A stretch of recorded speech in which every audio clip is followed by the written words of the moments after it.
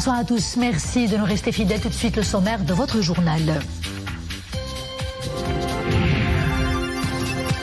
La Cour des comptes rend le rapport annuel sur ses activités et celle des cours régionales des comptes pour la période de 2022-2023. Le rapport de l'Institut supérieur de contrôle de l'utilisation des fonds publics est structuré en 7 chapitres, tous alignés sur les missions confiées aux juridictions financières. Objectif: renforcer les valeurs de bonne gouvernance, de transparence et de réédition des comptes. Comment assurer une plus grande inclusion des personnes en situation de handicap dans les entreprises privées? Le patronat et ses partenaires institutionnels et civils se penchent sur la question lors des assises nationales sur l'inclusion de cette catégorie sociale dans le secteur privé. L'événement a démarré aujourd'hui à Salé. On fait le point dans quelques minutes. Sur haute instruction de Sa Majesté le roi Mohamed VI, la reconstruction post-séisme a démarré au niveau de la province de Ouarzazate. Cette grande opération met du baume au cœur des rescapés du séisme du 8 septembre dernier. Nous suivrons un reportage dans la commune rurale de Tidili. Bonsoir. Avant de développer ces titres, ce message royal de félicitations adressé à Abdel Fattah el-Sisi à l'occasion de sa réélection président de la République arabe d'Égypte pour un 3e mandat. Pendant ce message, Sa Majesté le roi Mohamed VI s'exprime à Abdel Fattah el-Sisi ses chaleureuses félicitations pour la confiance renouvelée en lui par le peuple égyptien frère, lui souhaitant plein succès dans la poursuite de ses efforts pour conduire vers davantage de progrès et de prospérité l'Égypte. Dans ce message, le souverain se dit très fier des liens de fraternité et d'amitié distingués unissant les deux pays, réaffirmant sa détermination à continuer d'œuvrer de concert avec le président égyptien pour les raffermir et pour promouvoir la coopération bilatérale dans divers domaines au service des intérêts suprêmes des deux peuples frères. La Cour des comptes a rendu public son rapport annuel sur ses activités et celle des cours régionales des comptes pour la période 2022-2023. Conformément aux hautes instructions de Sa Majesté le roi Mohamed VI, le rapport vise à garantir l'accomplissement des missions constitutionnellement de la Cour des comptes, notamment dans l'exercice du contrôle supérieur des finances publiques, ainsi que dans le renforcement et la protection des principes et des valeurs de bonne gouvernance, de transparence et de réédition des comptes. Mohamed Wahibi, Mehdi Chtaïbi, avec Omaï Marami. Le rapport de la Cour des comptes est structuré en 7 chapitres, tous alignés sur les missions confiées aux juridictions financières. Le premier chapitre aborde les attributions juridictionnelles, ce qui veut dire la vérification et le jugement des comptes, ainsi que la discipline budgétaire et financière. C'est un bilan détaillé des activités des juridictions financières. Au cours de la période 2022-2023, ces juridictions ont rendu un total de 2735 arrêts et jugements en matière de vérification et de jugement des comptes. Un débit total d'un montant d'environ 28,3 millions de dirhams. Ces juridictions ont enregistré le remboursement d'un montant global d'environ 71 millions de dirhams avant la prononciation des arrêts et jugements définitifs relatifs aux comptes en question. En ce qui concerne la discipline budgétaire et financière, ces juridictions ont émis 132 arrêts et jugements, conduisant à des amendes d'un total dépassant 7,1 millions de dirhams, tandis que les remboursements associés ont atteint un total de 1,1 million de dirhams. Le procureur général du roi près de la Cour des comptes a déféré 18 dossiers au procureur général du roi près de la Cour de cassation président du ministère public, portant sur des faits de nature à justifier une sanction pénale. Le deuxième chapitre présente un bilan des activités liées à la réception, au suivi et au contrôle des déclarations obligatoires du patrimoine, avec un total de 104 214 déclarations reçues par les juridictions financières durant la période du 1er janvier 2022 au 31 octobre 2023. Suite à l'effort de notification des mises en demeure menées par les juridictions financières, 80% des assujettis ayant failli à leurs obligations déclaratives ont régularisé leur situation. La Cour a souligné la nécessité de mettre à jour et d'ajuster les listes et les données relatives aux personnes assujetties auprès des autorités gouvernementales concernées. Notant que le modèle de déclaration en vigueur ne permet pas un déploiement efficace des activités de contrôle en la matière.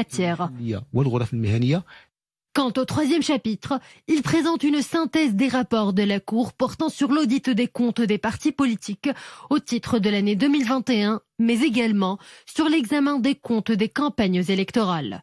Dans ce cadre, et après la restitution par les entités concernées d'un montant d'environ 37,07 millions de dirhams, la Cour a appelé à la restitution au Trésor des montants de soutien restants non utilisés ou injustifiés, s'élevant à 28,27 millions de dirhams. À l'instar de l'année précédente, la Cour a abordé dans le 4e chapitre les conclusions relatives au suivi des grands chantiers de réforme liés à la protection sociale, à l'investissement, aux établissements et entreprises publiques, à la fiscalité et aux finances publiques. L'Institution supérieure de contrôle de l'utilisation des fonds publics a noté les avancées dans la mise en œuvre de ces chantiers, tout en attirant l'attention sur les défis liés à la mobilisation et à la pérennisation des ressources nécessaires, ainsi qu'à l'amélioration de la qualité des services publics et au renforcement de leur gouvernance. Le 5e chapitre porte sur le contrôle de la gestion et de l'évaluation des programmes et projets publics.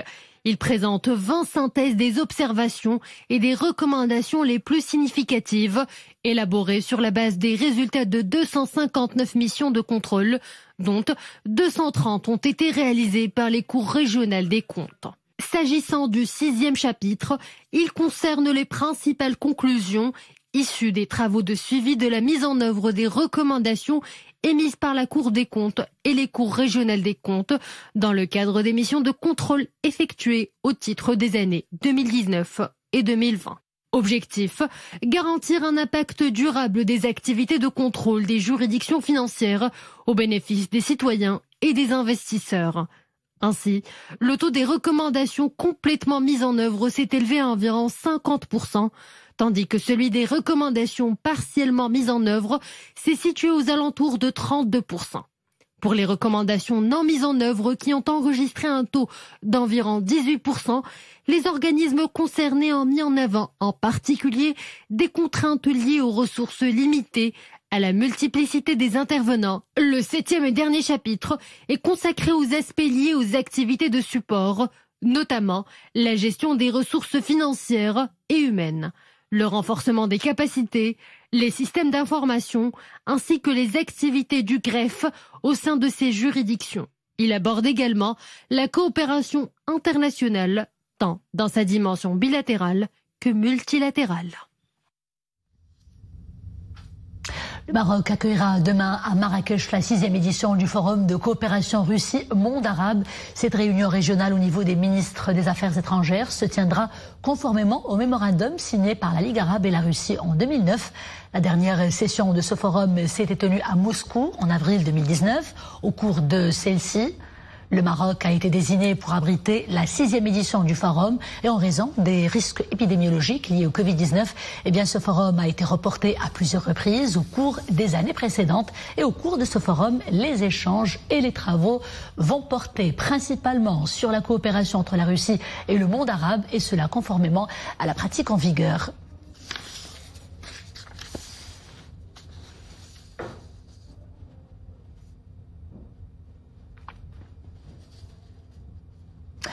Interpellation aujourd'hui d'un élément extrémiste s'activant dans la région de Nador par le Bureau central d'investigation judiciaire relevant de la Direction générale de la surveillance du territoire. Cette interpellation a eu lieu dans le cadre d'une opération sécuritaire menée conjointement avec le commissariat général de l'information de la police espagnole. Elle intervient parallèlement à l'arrestation par les autorités espagnoles d'autres éléments dans la ville de Melilla, dont un ancien détenu dans des affaires de terrorisme en Espagne. Celui-ci a rejoint les organisations terroristes dans la région du Sahel. Les enquêtes préliminaires menées ont révélé que les personnes interpellées dans le cadre de cette opération conjointe sont imprégnées de l'idéologie extrémiste en plus de leur implication dans l'enrôlement et l'embrigadement d'autres éléments. L'individu interpellé au Maroc sera placé en garde à vue sous la supervision du parquet en charge des affaires de terrorisme et d'extrémisme pour identifier ses liens éventuels et ses projets terroristes. Cette opération sécuritaire conjointe s'inscrit dans le cadre de la coordination sécuritaire continue distinguée entre les services de sécurité marocains et leurs homologues espagnols, confirmant encore une fois l'importance du partenariat sécuritaire entre les deux pays, et cela pour lutter contre les menaces terroristes et pour renforcer également la coopération bilatérale. C'est un événement d'une haute importance au profit des personnes à besoins spécifiques. Je vous parle des assises nationales sur l'inclusion des personnes en situation de handicap dans le secteur privé. Ces travaux ont démarré cette matinée à Salé. Ils s'inscrivent dans le cadre des engagements signés par le Maroc pour la promotion des droits de cette catégorie sociale. Il est aussi question d'accélérer l'action sur le terrain afin d'atteindre les objectifs de développement 2030. Hassan Silla, Wissal Imri avec un commentaire de Zakaria Mokrimbillah. Comment favoriser une plus grande inclusion des personnes en situation de handicap dans le tissu économique national? Pour les différents intervenants de ces assises nationales, le secteur privé peut apporter une contribution significative dans ce sens. Responsables gouvernementaux, cadres de la CGEM et acteurs de la société civile conjuguent leurs efforts pour initier des projets novateurs, valorisant les compétences des personnes en situation de handicap.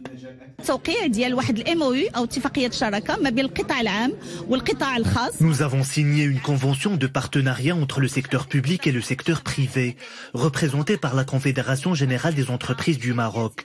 Des entreprises ont exprimé leur intention de recruter des personnes en situation de handicap, notamment dans le secteur de la distribution. Des partenariats sont initiés avec la Fédération de transport pour faciliter le déplacement de cette catégorie dans le milieu du travail et avec des entreprises d'outsourcing. Autant d'acteurs avec lesquels nous allons collaborer.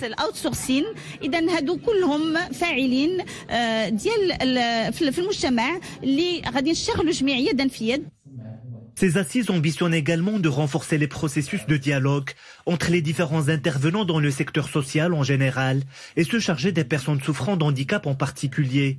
Ils offrent une opportunité de mobiliser le plus grand nombre d'entreprises du secteur dans cette même dynamique. Aujourd'hui, les entreprises marocaines sont enclines, notamment celles qui adhèrent à la CGEM, puisqu'on a le label RSE, souhaitent avoir au sein de leurs entreprises des personnes en situation de handicap. Le sujet qui se pose, c'est le niveau de qualification et l'employabilité de ces personnes. Donc ça commence à l'école.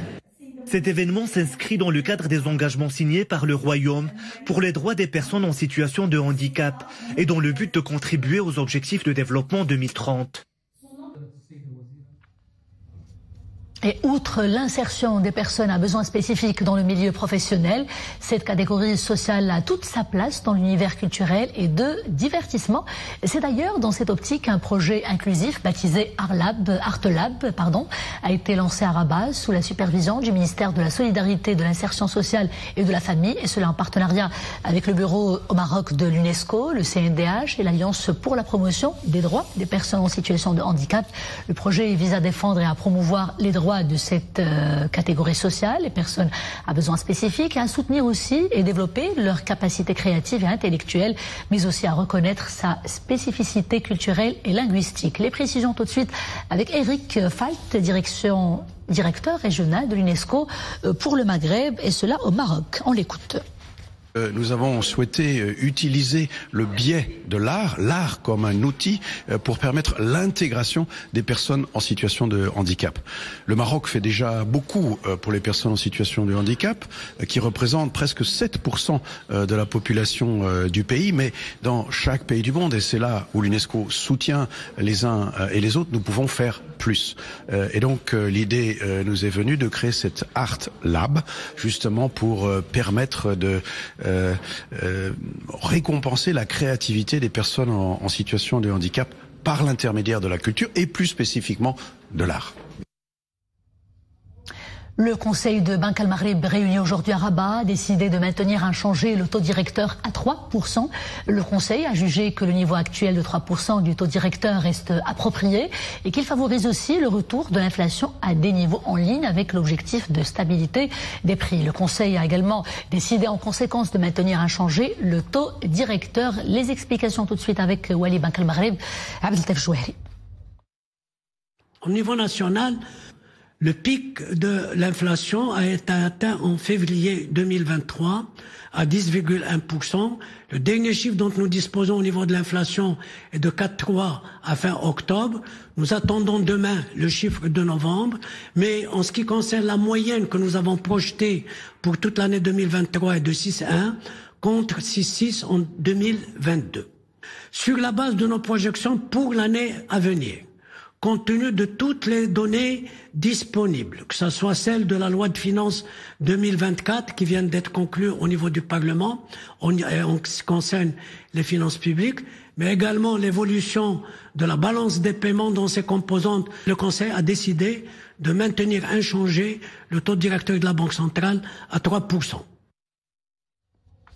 L'actualité internationale est dominée par les violences dans la bande de Gaza. 20 Palestiniennes ont été encore tuées dans un bombardement à Rafah, dans le sud de la bande.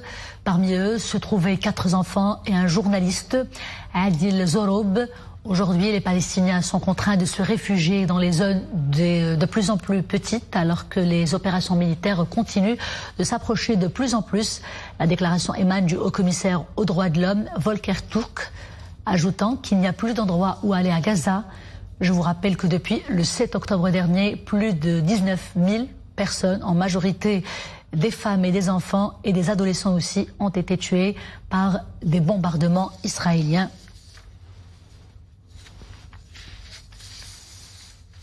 Éruption volcanique en Islande. Après des semaines d'activité sismique, cette nouvelle éruption, la 4e d'ailleurs en 2 ans, a eu lieu à 3 km d'une petite ville de 4000 habitants. Ça s'appelle Grindavik, une ville évacuée depuis 2 mois déjà après la déclaration de l'état d'urgence dans la région, située à une importante accumulation de magma. Les images de l'éruption, vous les voyez diffusées en direct, en direct sur les médias locaux, montrent des jets de lave orange vif s'échappant d'une faille entourée de nuages de fumée rouge se détachant sur le ciel. 127 morts, bilan provisoire d'un fort séisme qui a secoué le nord de la Chine. Les efforts de secours et de recherche se poursuivent dans l'espoir de retrouver des survivants sous les décombres. Le tremblement de terre a causé d'importants dégâts matériels.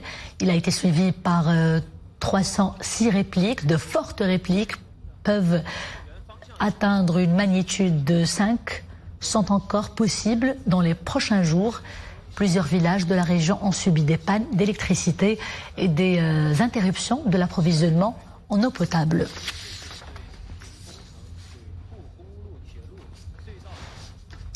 Retour au Maroc, la reconstruction post-séisme a démarré au niveau de la province de Ouarzazate sous la supervision attentive des autorités locales.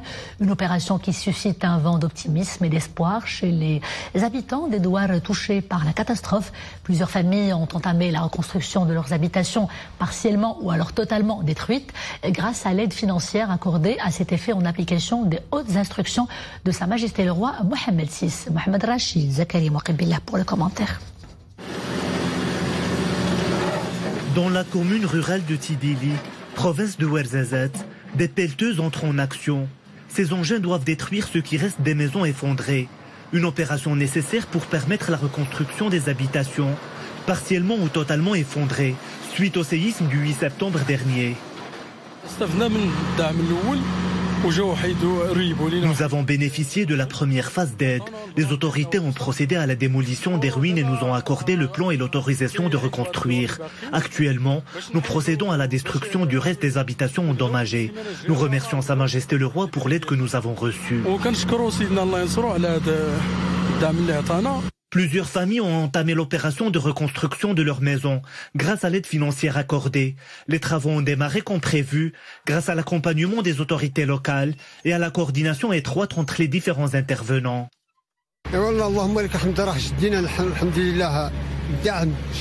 Les 2 tranches d'aide financière nous ont beaucoup réconfortés. Ce soutien nous aide à dépasser les effets de cette catastrophe naturelle et à nous projeter dans l'avenir.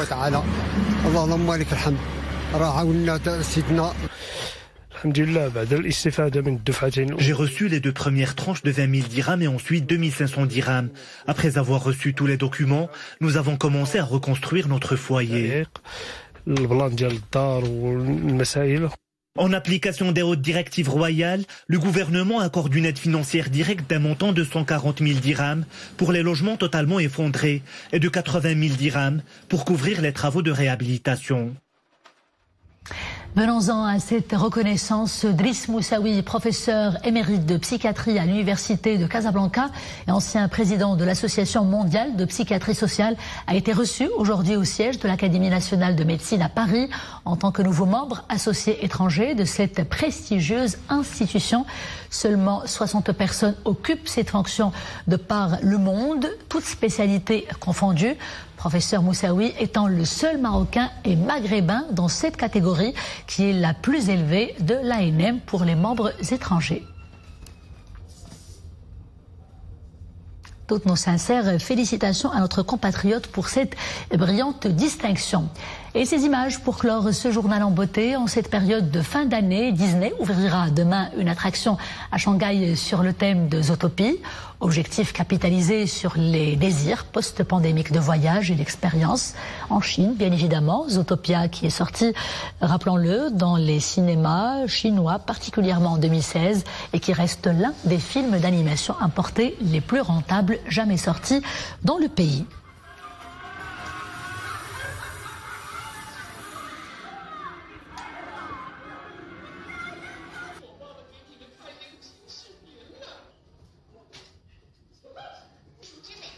Et c'est la fin de ce journal. Merci d'avoir été des nôtres. Je vous dis à demain, toujours avec grand plaisir. D'ici là, portez-vous bien.